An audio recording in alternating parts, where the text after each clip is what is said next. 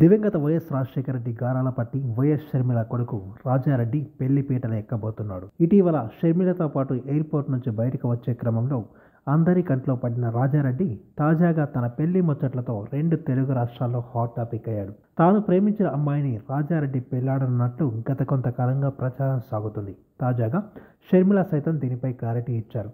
ఫిబ్రవరి 17న తన కుమారుడు వైఎస్ రాజారెడ్డి వివాహం జరగనున్నట్టు వైఎస్ షర్మిల వెల్లడించారు.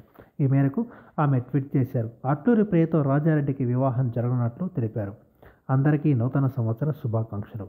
నా కుమారుడు రాజారెడ్డికి అట్టూరి ప్రియతో జనవరి 18న నిశ్చితార్థ వేడుక నిర్వహించనున్నాం. ఫిబ్రవరి 17న వివాహం జరగనున్నది.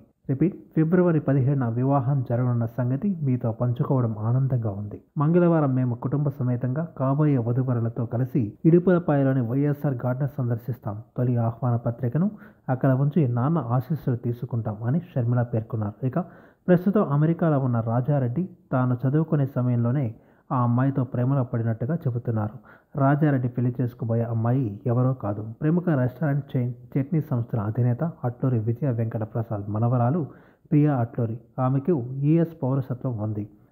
ఆమెకు యుఎస్ పౌరసత్వం ఉంది. వీరిద్దరూ గడిచిన 4 ఏళ్లుగా ప్రేమించుకుంటున్నట్టుగా చెబుతున్నారు. షర్మిల రెడ్డి సామాజిక వర్గానికి చెందిన వారు కాగా పెళ్లి కుమార్తె కమ్మ సామాజిక వర్గానికి చెందిన అమ్మాయి. ఇక రాజారెడ్డి ప్రేమకు షర్మిల అనిల్ కుమార్ దంపతులు ఓకే చెప్పడంతో వీరు పెళ్లి పీటలు ఎక్కుతున్నారు. వీరిద్దరూ తొలిసారి ఓ చర్చిలో కలిసినట్టుగా వారి సన్నిహితులు తెలియజేస్తున్నారు. నిజానికి షర్మిల కూడా కులాంతర వివాహం చేసుకున్నారు. షర్మిల భర్త అనిల్ బ్రాహ్మణ సామాజిక వర్గానికి చెందినవారు. అయితే క్రైస్తవంలోకి మారడం మత ప్రచారక వ్యవహరిస్తుండడం జరిగింది.